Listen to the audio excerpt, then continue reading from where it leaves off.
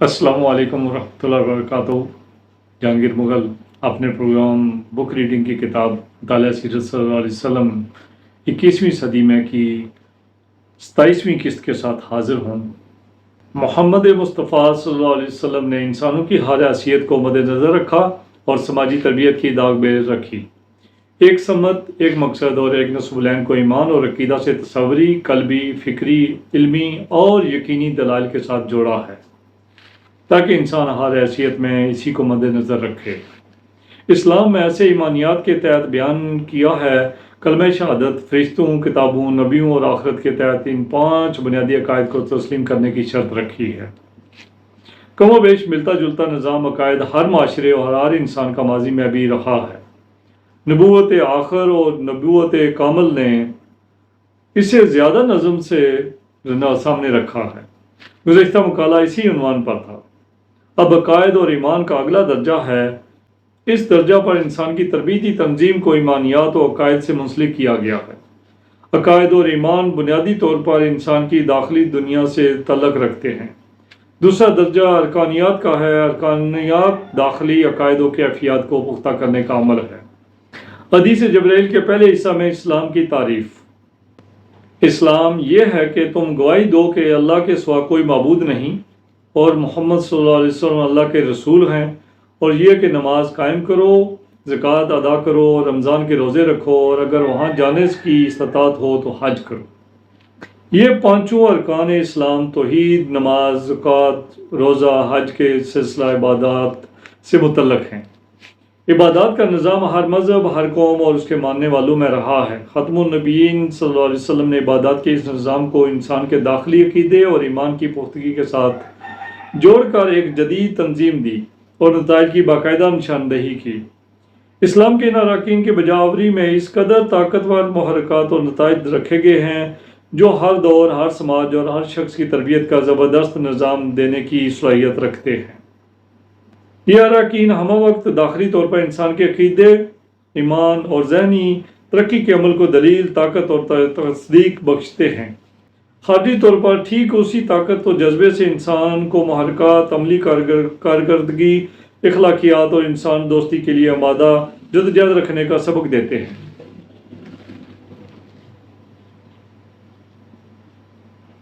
ان میں ایک مثال سماج تشکیل پانے کی طاقت رکھی گئی ہے۔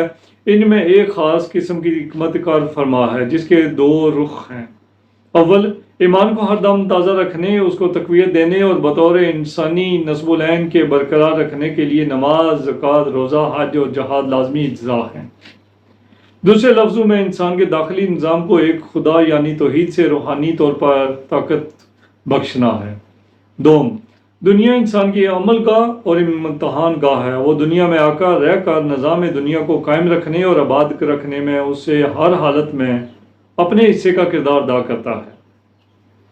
یہ توحید، نماز، زکوٰۃ، روزہ، حج اور جہاد ہر دم اسے درست نصب العین پر کاربند رہنے اور درست کردار ادا کرنے پر طاقت بخشتے ہیں۔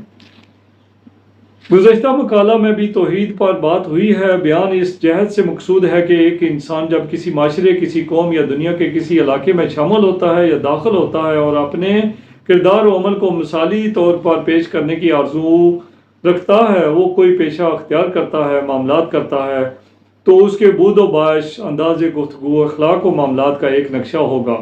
وہ نقشہ بنتا ہے تو وہ مسلمان بنتا ہے، اور دوسروں سے مثالی رویے کی بنا پر انسان بنتا ہے تو چند امور اس کے ذہن و دل پر یقیناً نقش ہوں گے۔ یہ دراصل توحید کے لوازمات و مضمرات اور افکار و اعمال ہوں گے۔ ایک خدا ہے جس نے سب کو پیدا کیا ہے، سب کو ایک جان سے پیدا کیا ہے۔ روح انسانی امر ربی ہے۔ انسان کے اندر روح خدا نے خود پھونکی ہے۔ یوں خدا کے سوا عبادت کا تصور ممکن نہ ہے۔ تقدیر کا مالک خدا ہے، رزق کا مالک خدا ہے، زندگی کا مالک خدا ہے، موت کا اختیار خدا کا ہے۔ حقوق العباد میں کوتاہی قابل معافی نہیں ہے، نفرت نہیں، محبت ہر دم ہر سو مطلوب ہے۔ گویا قادر مطلق خدا ہی ہے۔ انسان کے قلب و ذہن کا یہ اور اس طرح کے کئی دوسرے نکات اس کا سرمایہ ہیں۔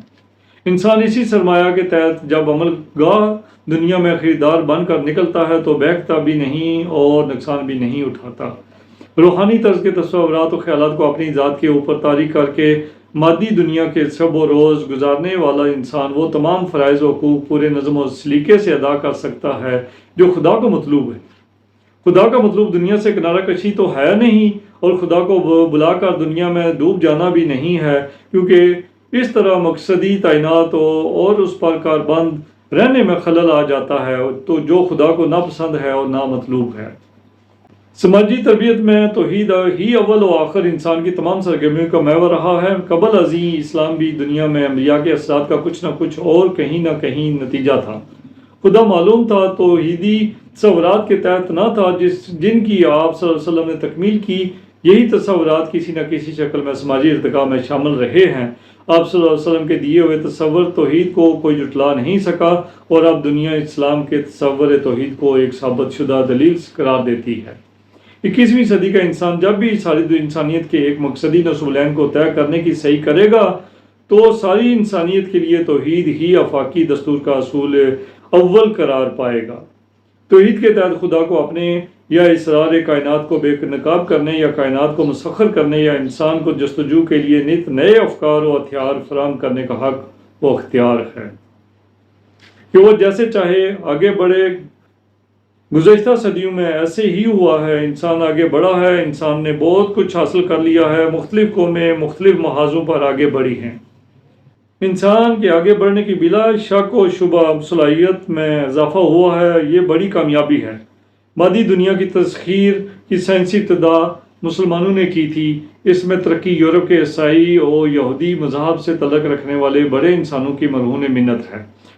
ان کے مذہبی تعلق کی نشاندہی کا مطلب یہ ہے کہ ان کی سماجی تربیت کے پس منظر میں مذہب بھی ایک طاقتور محرک تھا اور تصور خدا موجود تھا، لیکن ایک وقت ایسا آیا کہ یورپ کے حکماء، سائنسدانوں اور سیاستدانوں نے پادری کے مذہب اور پادری کے خدا کو سماجی تربیت اور انسان کے مقصدی فرائض میں رکاوٹ قرار دے کر مسترد کر دیا۔ مذہب اور خدا کا باب کچھ عرصہ کے لیے بند کر دیا، پادریوں کو گرجا گھروں میں بند کر دیا اور مادی دنیا کی تسخیر میں مشغول ہو گئے، اور دنیا نے دیکھا کہ پہلی دنیا سے نئی دنیا ظہور پذیر ہوئی۔ انسان اب 21ویں صدی میں داخل ہو گیا ہے، اسے معلوم ہے کہ آگے کے لیے اسے پھر تیاری کرنی ہے۔ خدا کے علاوہ کوئی رہنمائی ممکن نہ ہے۔ 21ویں صدی کے انسان کو علم ہے، وہ خدا سے پھر کچھ دریافت کرنے میں تیار بیٹھا ہے۔ اسے نئی صدی کو انسان کے لیے زیادہ پرسکون بنانا ہے، زیادہ اطمینان مہیا کرنا ہے، زندگی، عزت اور مال کو زیادہ محفوظ بنانا ہے، خوف و غم سے پاک کرنا ہے۔ ایسے میں رہنمائی خدا نے ہی دینی ہے۔ خدا کی ہدایت کا ایک راستہ تو براہ راست انسان کی رہنمائی کا کھلا ہے، مگر جو عمل تاریخ کی گزرگاہوں سے 21ویں صدی میں پہنچا ہے وہ بھی بہت کچھ آگے لایا ہے۔ اس میں تصور مذہب اور اس کے تحت ایک قادر مطلق کا تصور ہے۔ تمام مذاہب پوری دنیا کے انسانوں کے لیے قابل احترام ہیں۔ سماجی تربیت میں مقصد اور عبادات تمام مذاہب کا سرمایہ ہے، لیکن ختم النبیین صلی اللہ علیہ وسلم کا تصور قادر مطلق دنیا کے ہر علم کی ہر جہت سے دلیل و تصدیق پر پورا اترتا ہے۔ دین اسلام مذہب ہی کا ایک ارتقاء ہے۔ تصور توحید سابقہ تصورات خدا ہی کا برہانی اور تکمیلی تصور ہے۔ ختم النبیین صلی اللہ علیہ وسلم بھی تمام انبیاء کا تسلسل ہیں۔ اس لیے 21ویں صدی میں انسان نے جو بھی مادی اور روحانی لایا عمل مرتب کرنا ہے وہ آپ صلی اللہ علیہ وسلم کا لایا عمل ہے۔ گو اسلام میں موجود طرز کی مادی اور روحانی الگ الگ تقسیم نہیں ہے۔ اسلام جہاں جہاں روحانی تصورات پر زور دیتا ہے وہ دراصل عمل گاہ دنیا میں آگے بڑھنے کے لیے سماجی تربیت کے اصولوں کے طور پر بیان کرتا ہے۔ پہلا اصول توحید ہے جو ذہنی، تصوری اور ایمانی بھی ہے، مگر انسان کی حرکات و سکنات اور رویے کی بنا پر عملی بھی ہے۔ اس تصور کی پختگی سماجی تربیت پر زور اور مقصد نصب العین کے ساتھ سختی سے جڑے رہنے کے لیے نماز، روزہ، زکوٰۃ، حج اور زکوٰۃ، جہاد پر زور دیا ہے۔ آج کے لیے اتنا، اگلی قسط کے ساتھ دوبارہ حاضر ہوں گا۔ جن لوگوں نے میرا ابھی تک چینل سبسکرائب نہیں کیا وہ سبسکرائب کر دیں اور بیل آئیکن بھی دبا دیں تاکہ ان کو ہر آنے والی نئی ویڈیو کی نوٹیفیکیشن وقت پر مل سکتے۔ مع السلامہ۔